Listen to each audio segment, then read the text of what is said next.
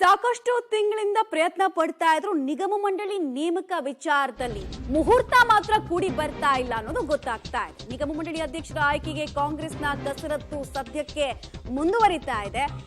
ಆದ್ರೆ ನಿಗಮ ಮಂಡಳಿ ಆಯ್ಕೆಯ ನಿರೀಕ್ಷೆಯಲ್ಲಿದ್ದಂತಹ ಆಕಾಂಕ್ಷಿಗಳು ಇನ್ನೊಂದು ಸ್ವಲ್ಪ ದಿನ ಕಾಯಬೇಕಾಗಿ ಬರ್ತಾ ಇದೆ. ಸದ್ಯದ 35 ಆಕಾಂಕ್ಷಿಗಳ ಹೆಸರಲ್ಲಿ ಕೇವಲ ಶಾಸಕರು ಮಾತ್ರ ಇದ್ದಾರೆ ಅನ್ನೋದು ಗೊತ್ತಾಗ್ತಾ ಇದೆ. ಶಾಸಕರ ಪಟ್ಟಿ ನೀಡಿದ ಬಳಿಕ ರಾಹುಲ್ ಗಾಂಧಿ ಹೊಸ ಕಂಡೀಷನ್ ಅನ್ನು ಹಾಕಿದ್ದಾರೆ. ಕಾರ್ಯಕರ್ತರಿಗೂ ಅಧಿಕಾರ ನೀಡೋದಾದ್ರೆ ಮತ್ತೆ ಎಐಸಿಸಿ ನಾಯಕರ ಜೊತೆಗೆ ಸಭೆ ನಡೆಸಬೇಕಾಗತ್ತೆ ಅಂತ ಕೂಡ ಇಲ್ಲಿ ಸೂಚಿಸಲಾಗಿದೆ. ಲಾಸ್ಟ್ ಫ್ಯೂ ಮಂತ್ಸ್ ಇಂದ ಬಹಳಷ್ಟು ಕಸರತ್ತನ್ನ ಮಾಡ್ಕೊಂಡು ಬರ್ತಾ ಇದ್ರು. ಬಟ್ ರಾಹುಲ್ ಗಾಂಧಿ ಅವರ ಹೊಸ ಕಂಡೀಷನ್ ಈಗ ಇನ್ನೊಂದಷ್ಟು ದಿನಗಳ ಕಾಲ ಆಕಾಂಕ್ಷಿಗಳು ಕಾಯೋ ರೀತಿ ಮಾಡ್ತಾ ಇದೆ. ಟೋಟಲ್ ಆಗಿ ಹೇಳಬೇಕು ಅಂದ್ರೆ ಈ ನಿಗಮ ಮಂಡಳಿ ನೇಮಕ ಪ್ರಕ್ರಿಯೆನೆ ಗಜ ಪ್ರಸವದ ರೀತಿ ಕಾಣಿಸ್ತಾ ಇದೆ ಕಾಂಗ್ರೆಸ್ನ ಪಾಲಿಗೆ. ಯಾಕಂದ್ರೆ ಇವತ್ತಾಗತ್ತೆ ನಾಳೆ ಆಗತ್ತೆ ಅಂತ ಕಾದಿದ್ದೇ ಬಂತು. ಆದ್ರೆ ಪಟ್ಟಿಗೆ ಅಂತಿಮ ಮುದ್ರೆ ಇನ್ನು ಬೀಳ್ತಾ ಇಲ್ಲ ಹೈಕಮಾಂಡ್ ಕಡೆಯಿಂದ. ಬಿಕಾಸ್ ಮೊದಲ ಪಟ್ಟಿಯಲ್ಲಿ ಅಂದ್ರೆ ಸಿದ್ದರಾಮಯ್ಯ ಅವರು ಬಹಳಷ್ಟು ಪ್ರಯತ್ನ ಪಟ್ಟಿದ್ದು ಶಾಸಕರಿಗೆ ಅವಕಾಶವನ್ನ ಮೊದಲ ಹಂತದಲ್ಲಿ ಫೇಸ್ 1 ಅಲ್ಲಿ ಕೊಡಬೇಕು ಅಂತ ಹೇಳಿ.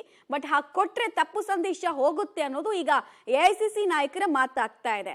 ಅಧಿಕಾರ ಶಾಸಕರಿಗೆ, ಪಕ್ಷ ಸಂಘಟನೆ ಮಾತ್ರ ಕಾರ್ಯಕರ್ತರ ಕೆಲಸನ, ಅದು ಸರಿ ಹಾಗಲ್ಲ. ಲೋಕಸಭೆ ಚುನಾವಣೆ ಟೈಮ್ನಲ್ಲಿ ಇದು ನಮಗೆ ಉಲ್ಟಾ ಹೊಡಿಬಹುದು. ಹೀಗಾಗಿ ಇಬ್ಬರನ್ನ ಕೂಡ ಒಳಗೊಂಡಿರುವಂತಹ ಒಂದು ಪಟ್ಟಿಯನ್ನ ಅಖೈರುಗೊಳಿಸಿ ಅಂತ ಹೇಳಿ ಸೂಚನೆಯನ್ನು ಕೊಟ್ಟಿದ್ದಾರೆ. ಸೊ ಮತ್ತೊಂದು ಸುತ್ತಿನ ಈಗ ಚರ್ಚೆ ಮಾತುಕತೆ ಎಲ್ಲ ಆಗಬೇಕಾಗತ್ತೆ. ಯಾವ ಕಾರ್ಯಕರ್ತರಿಗೆ ಕೊಡಬೇಕು, ಕಾರ್ಯಕರ್ತರಿಗೆ ಕೊಡಬೇಕು ಅಂದ್ರೆ ತುಂಬಾ ಜನ ಇದ್ದಾರೆ. ತುಂಬಾ ಜನ ರೂಟ್ ಲೆವೆಲ್ ಇಂದ ಕೂಡ ಕಾಂಗ್ರೆಸ್ ಪಾರ್ಟಿಗೆ ದುಡಿದಿದ್ದವರು ಇದ್ದಾರೆ. ಅವರಲ್ಲಿ ಹೇಗೆ, ಆಮೇಲೆ ಟಿಕೆಟ್ ವಂಚಿತರು ತುಂಬಾ ಜನ ಇದ್ದಾರೆ, ಹಿರಿಯರು ತುಂಬಾ ಜನ ಇದ್ದಾರೆ. ಸೊ ಹೇಗೆ ಈಗ ಸಮತೋಲನದ ಪಟ್ಟಿಯನ್ನ ತರ್ತಾರೆ ಅನ್ನೋದು ಪ್ರಶ್ನೆ. ಅದಕ್ಕೆ ನಾನು ಹೇಳಿದ್ದು ಗಜಪ್ರಸವದ ರೀತಿ ಆಗ್ಬಿಟ್ಟಿದೆ ಕಾಂಗ್ರೆಸ್ ಪಾಲಿಗೆ ನಿಗಮ ಮಂಡಳಿ ಅಧ್ಯಕ್ಷರ ನೇಮಕದ ವಿಚಾರ. ಹಿರಿಯ ನಟಿ ತಾರಾ ಅವರ ಫೇಸ್ಬುಕ್ ಹ್ಯಾಕ್ ಆಗಿರೋದ್ರ ಬಗ್ಗೆ ಮಾಹಿತಿ ಲಭ್ಯ ಆಗಿದೆ. ಇನ್ನು ಈ ಬಗ್ಗೆ ದಕ್ಷಿಣ ವಿಭಾಗದ ಸೆಂಟ್ ಠಾಣೆಗೆ ಹಿರಿಯ ನಟಿ ದೂರನ್ನ ಕೊಟ್ಟಿದ್ದಾರೆ. ಘಟನೆ ಬಗ್ಗೆ ಬೇಸರವನ್ನು ವ್ಯಕ್ತಪಡಿಸಿರುವಂತಹ ತಾರಾ ಅವರು ಕಾನೂನು ಕ್ರಮಕ್ಕೆ ಒತ್ತಾಯಿಸಿದ್ದಾರೆ. ತಾರಾನುರಾಧ ಹಾಗೂ ತಾರಾನುರಾಧ ವೇಣು ಎಂಬ 2 ಅಕೌಂಟ್ ಅನ್ನ ನಟಿ ಹ್ಯಾಂಡಲ್ ಮಾಡ್ತಾ ಇದ್ರು.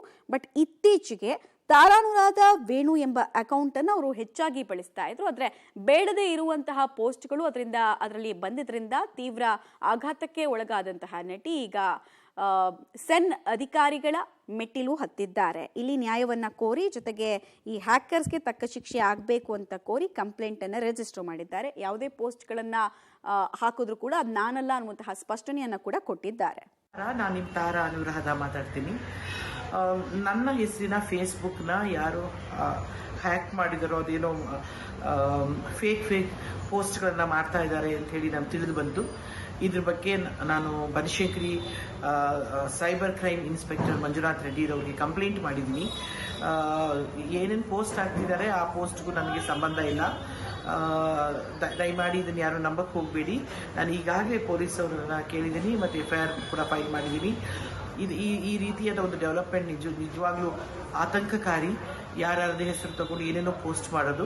ನನಗೂ ಆ ಪೋಸ್ಟ್ಗೂ ಯಾವುದೇ ಸಂಬಂಧಗಳಿಲ್ಲ. ನಾನು ಪೊಲೀಸ್ ಅವ್ರನ್ನ ಕೇಳ್ಕೊಂಡಿದ್ದೀನಿ, ಇಂಥ ಅಪರಾಧಿಗಳನ್ನು ಸುಮ್ಮನೆ ಬಿಡಬೇಡಿ ಅಂತ ಕೂಡ ಹೇಳಿದ್ದೀನಿ. ದಯಮಾಡಿ ಈ ಥರದ ಫೇಕ್ ಪೋಸ್ಟ್ಗಳಿಗೆ ನೀವು ಕೂಡ ಏನು ಬೆಲೆ ಕೊಡಬೇಡಿ ಅಂತ ಹೇಳಿ ಕೇಳ್ಕೊಳ್ತೀನಿ. ನಮಸ್ಕಾರ.